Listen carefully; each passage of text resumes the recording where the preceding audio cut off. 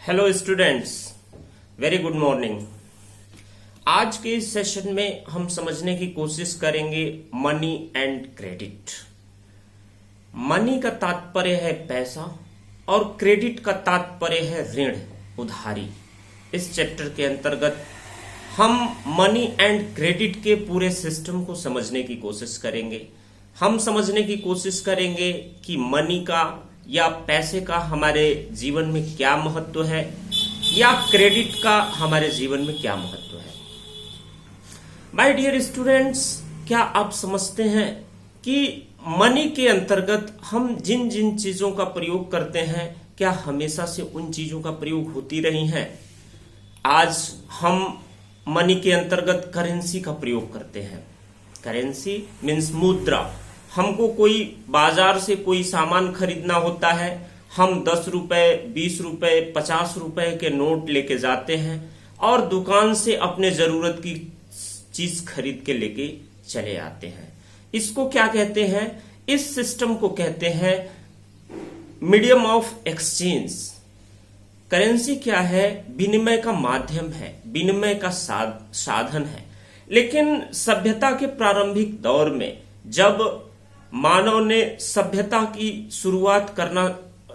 के विकास की शुरुआत हुई थी, मानव के सभ्यता की जब विकास की शुरुआत हुई थी, तो क्या उस वक्त जो है करेंसी का आविष्कार हो चुका था?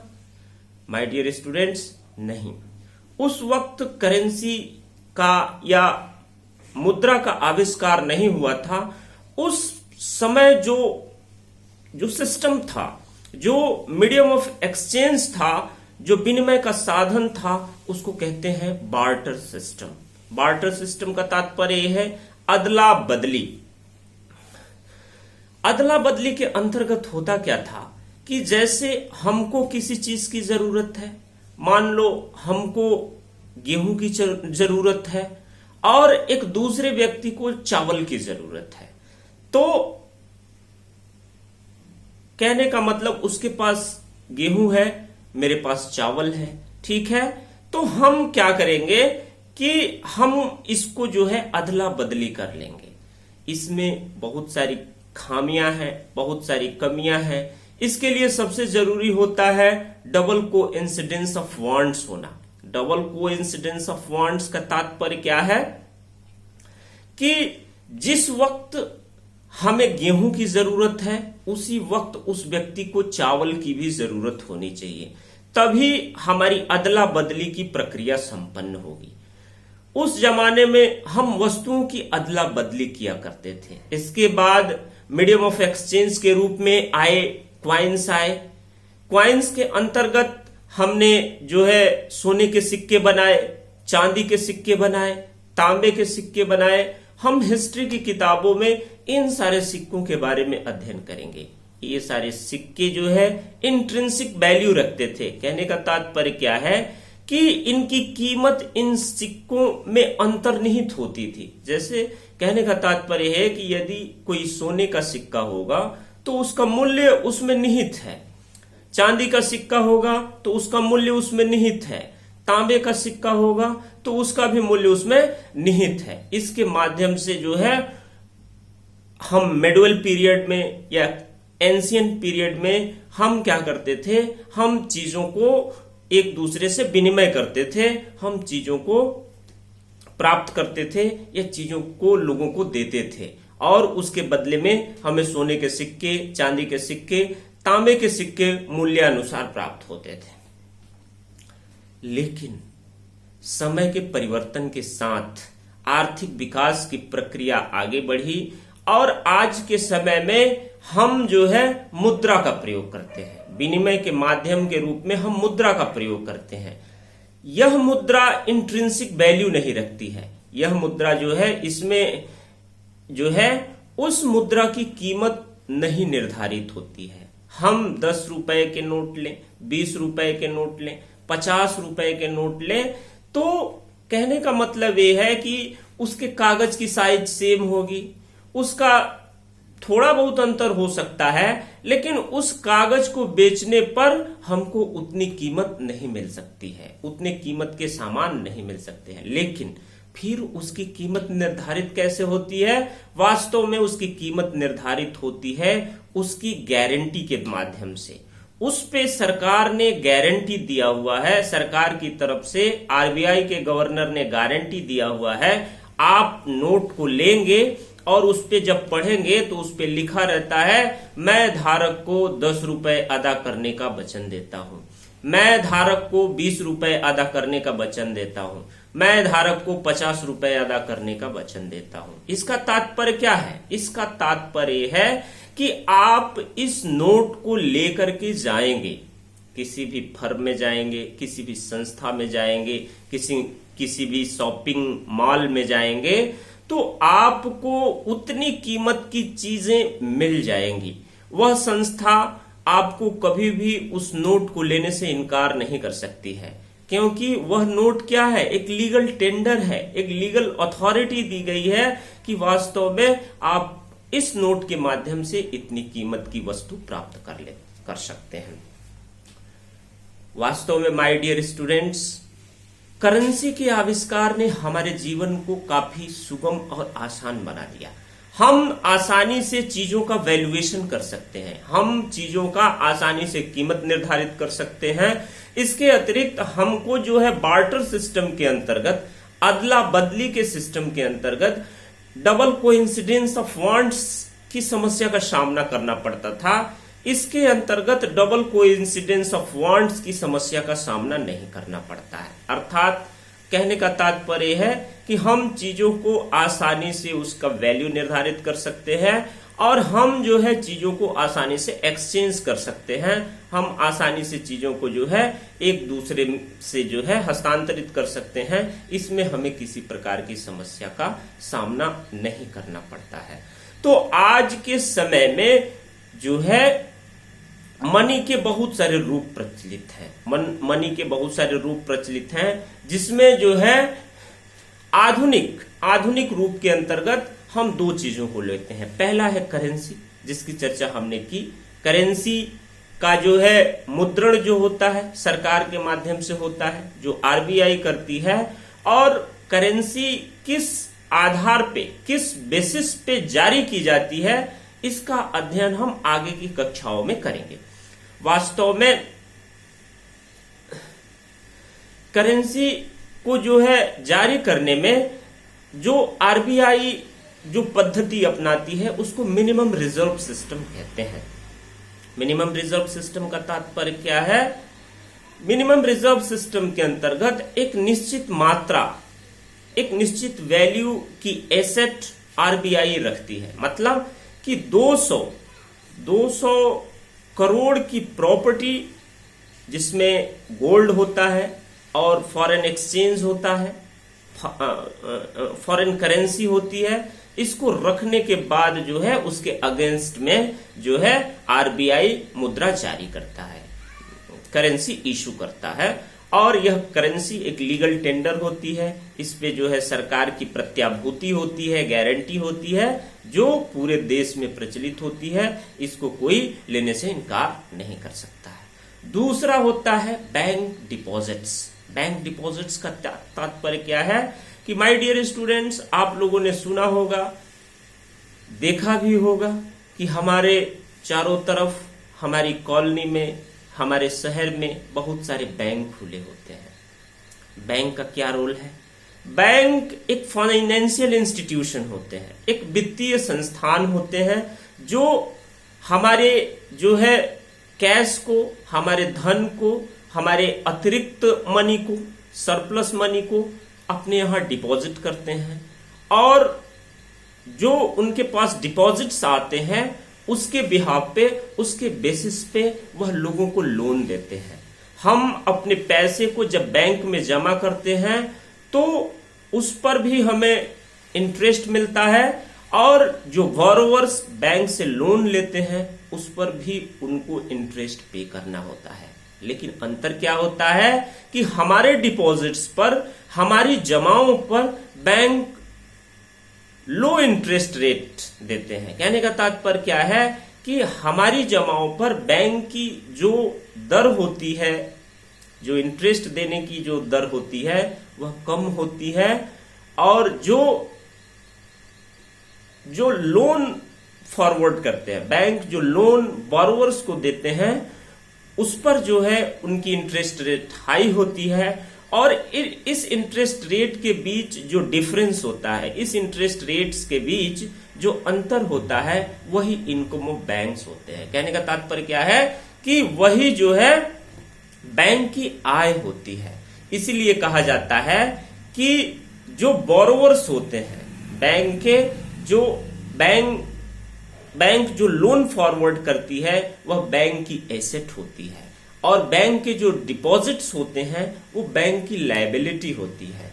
तो जो है हमने समझा कि बैंक की एसेट क्या है। बैंक की एसेट वो है जो बैंक लोन प्रदान करते हैं, हम जैसे लोगों को लोन जो देते हैं बैंक, वह बैंक की एसेट की कैटेगरी में आता है। क्यों?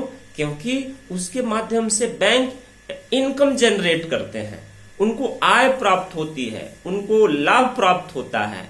और हमारी जमाएं क्या है? हमारी जमाएं बैंक के अंदर लायबिलिटी की कैटेगरी में आती हैं। क्यों? क्योंकि हमारी जमाओं पर बैंक को इंटरेस्ट पे करना होता है, ब्याज अदायगी करनी पड़ती है, इसलिए हमारी जमाएं जो है किस कैटेगरी में आती हैं? वह लायबिलिटी की, बैंक की लायबिलिटी की कैटेगरी में आती हैं। तो बैंक डिपॉजिट्स है, बैंक डिपॉजिट्स भी क्या होता है? वह जो है आधुनिकतम रूप है, मनी का आधुनिकतम रूप है। अब हम समझने की कोशिश करेंगे कि अन्य कौन कौन से ऐसे रूप हैं जिनके माध्यम से हम जो है एक्सचेंज की गतिविधि को, अदला बदली की गतिविधि को जो है हम संपादित करते हैं। माय डियर स्टूडेंट्स, आपने चेक के बारे में सुना होगा। क्या होता है चेक? चेक किसी बैंक द्वारा जारी किया जाता है, किसी अकाउंट होल्डर के नाम से जारी किया जाता है। चेक ने क्या किया है? चेक ने हमारे जीवन में महत्वपूर्ण परिवर्तन किया है, हमारी कठिनाइयों को आसान किया है। कैसे? यदि किसी अकाउंट होल्डर के, जैसे हम क्या करते हैं, बैंक में अपनी अकाउंट ओपन करवा लेते हैं, बैंक के साथ में हमारी अकाउंट ओपन होती है, और हम जो है उस अकाउंट के थ्रू हम अपनी सरप्लस मनी को बैंक में डिपॉजिट कर देते हैं, और यदि जरूरत होती है तो हम जो है लोन वहां से ले सकते हैं, लोन वहां से उठा लेते हैं। लेकिन इसके साथ ही साथ हमारे कार्यों को सुविधाजनक बनाने के लिए बैंक क्या करती है? बैंक जो है हमारे नाम से चेक जारी कर देती है। चेक जारी करने का तात्पर्य क्या है कि वो ब्लैंक चेक होता है। चेक जारी करने का तात्पर्य क्या है कि चेक ऐसा जो है बुक होता है, चेक बुक होता है, जिसमें हम क्या करते हैं कि जितना हमारा अकाउंट में पैसा है उसके अगेंस्ट हम किसी को चेक के माध्यम से पेमेंट कर सकते हैं। समझ में आई बात? नहीं समझ में आई तो फिर से समझें कि जैसे हमारे अकाउंट में 50,000 रुपया है, ठीक है, और हमको किसी दूसरे व्यक्ति को 50,000 रुपए अदा करना है। मेरे पास कैश नहीं है, मेरे पास समय नहीं है कि हम जाएं बैंक और बैंक से कैश निकाल के आए, लेकिन मेरे पास चेकबुक है। तो मैं क्या करूंगा? जिस व्यक्ति को मुझे 50,000 रुपए की पेमेंट करनी है उसके नाम से मैं चेक काट दूंगा, और उस चेक को हम क्या करेंगे? उस व्यक्ति को हैंड ओवर कर देंगे, और वह व्यक्ति उस चेक को ले जाकर के बैंक में सबमिट कर देगा, और उसको आसानी से 50,000 रुपए मिल जाएगा। चाहे जैसे वह कैश भी ले सकता है या वह अपने अकाउंट में ट्रांसफर भी ले सकता है। चेक ने क्या किया है? हमारे फाइनेंशियल वर्क को, हमारे काम को जो है काफी सुविधाजनक बना दिया है। डियर स्टूडेंट्स, बैंक का हमारे जीवन में बहुत व्यापक महत्व है। बैंक क्या करते हैं? क्रेडिट फॉरवर्ड करते हैं। क्रेडिट का भी हमारे जीवन में बहुत व्यापक महत्व है। बैंक का मुख्य काम क्या है? वैसे दो मुख्य काम है, जिसमें हमारे डिपॉजिट्स को लेना और हमें क्रेडिट फॉरवर्ड करना। तो जो बैंक का महत्वपूर्ण काम है वह क्रेडिट फॉरवर्ड करना है, वह हम जरूरतमंदों को उधारियां देना है। बहुत सारे लोग जो अपने विभिन्न कार्यों को संपन्न नहीं कर सकते हैं, वह क्या करते हैं, वह बैंक से जो है उधारियां लेते हैं, वह ऋण लेते हैं। उस ऋण के माध्यम से वे विभिन्न प्रकार की आर्थिक क्रियाओं को संपन्न करते हैं, वो बिजनेस का संचालन करते हैं, वह किसी इंटरप्राइज या बिजनेस की शुरुआत कर सकते हैं, वह किसी शॉप की शुरुआत कर सकते हैं या किसी अन्य प्रकार की गतिविधि का संचालन करते हैं। वास्तव में माय डियर स्टूडेंट्स, हम पहले समझेंगे कि क्रेडिट होता क्या है। क्रेडिट क्या होता है? क्रेडिट एक एग्रीमेंट होता है बोरोवर के और लेंडर के बीच में, जिसके अंतर्गत लेंडर क्या करता है, एक निश्चित अमाउंट कुछ टर्म्स एंड कंडीशंस पर बोरोवर को देता है, और बोरोवर क्या करता है, जिस निर्धारित अवधि के लिए जो है उसको लोन मिला हुआ है उसको जो है विथ इंटरेस्ट पेमेंट करता है। यही जो है क्रेडिट सिस्टम है। क्रेडिट सिस्टम के अंतर्गत बोरोवर्स और लेंडर्स के बीच एग्रीमेंट होता है, जिसके अंतर्गत लेंडर्स एक निश्चित अमाउंट जो बोरोवर की जरूरत होती है बोरोवर को देता है, और उसके कुछ टर्म्स एंड कंडीशंस होते हैं जिसके आधार पर बोरोवर को वह ऋण प्राप्त होता है, और एक निश्चित समयावधि में बोरोवर को उस मनी को जो है लेंडर को लौटाना पड़ता है विथ इंटरेस्ट। ठीक है, यही है क्रेडिट। हम अपने दैनिक जीवन में विभिन्न प्रकार की क्रेडिट जरूरतों को महसूस करते हैं, जैसा कि हमने देखा। लेकिन क्या आप इस बात को मानते हैं कि आज हमको जो है जो फॉर्मल सेक्टर में लोन उपलब्ध होता है, हमेशा क्या उस सेक्टर में लोन हमको मिलता रहा है? डियर स्टूडेंट्स, बिल्कुल नहीं। आज बैंक के रूप में जो हम फाइनेंशियल इंस्टीट्यूशंस देखते हैं वह क्या है? वह आज की उपलब्धि है, वह मॉडर्न डे की उपलब्धि है, यह आज की विकास है, यह आज का अनुसंधान है। लेकिन पुराने समय में, एंशियंट पीरियड में, मेडुअल पीरियड में वास्तव में बैंक का अस्तित्व नहीं हुआ करता था।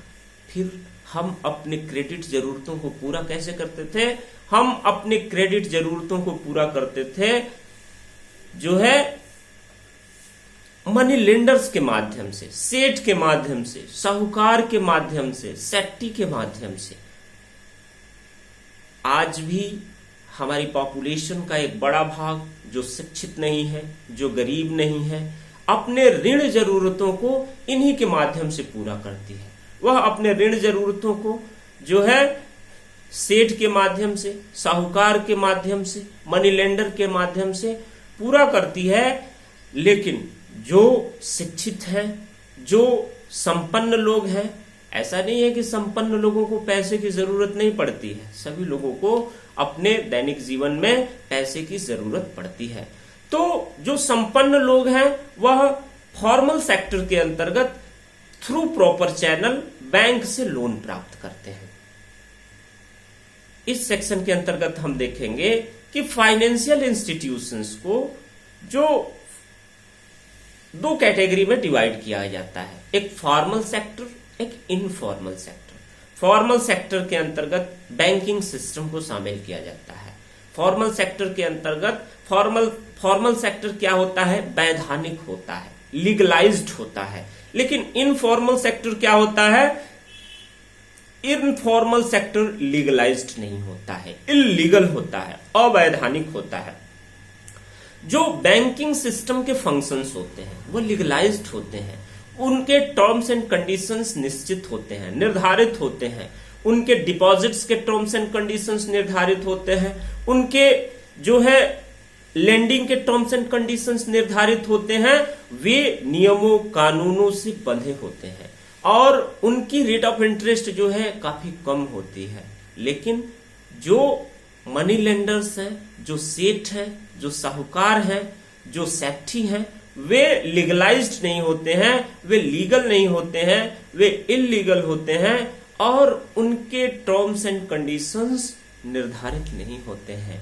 वे व्यक्ति को देख करके अपने टर्म्स एंड कंडीशंस निर्धारित करते हैं और हमेशा उसको मैनिपुलेट करते रहते हैं, उसको जो है अपने फायदे के हिसाब से उन लेखाओं को जो है मैनिपुलेट कर देते हैं, और इसकी वजह से गरीब व्यक्ति और शिक्षित व्यक्ति का निहायत शोषण होता रहता है। इसका जो है उसके आर्थिक जीवन पर बहुत नकारात्मक प्रभाव पड़ता है, और कहने का तात्पर्य है और उसके विकास की प्रक्रिया पर्याप्त रूप से संचालित नहीं हो पाती है।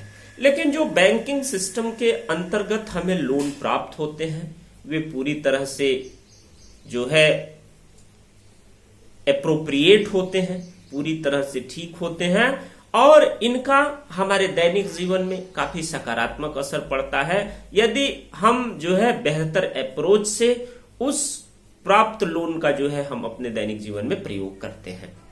अपने आर्थिक विकास के लिए, अपने दैनिक जीवन में सुधार के लिए यदि हम उस लोन का प्रयोग करते हैं तो इससे जो है हमारे आर्थिक जीवन में बड़ा बदलाव आता है। सरकार की यह कोशिश रहती है कि जो है पूरी तरह से हम जो है इस इनफॉर्मल सेक्टर को एलिमिनेट कर दें, ताकि इनके माध्यम से जो गरीब लोगों का जो शोषण हो रहा है उसको रोका जा सके, और फॉर्मल सेक्टर का विकास इतना व्यापक स्तर पे कर दिया जाए कि लोगों को आसानी से लोन की जरूरत, ऋण की जरूरत पूरी होती रहे। माय डियर स्टूडेंट्स, इस सेक्शन में और बहुत सी बातें छूट रही हैं, जिसके लिए हम अपना नेक्स्ट सेशन लेके आएंगे। Thank you so much. Notes भी आप लोगों को दे दिया जाएगा।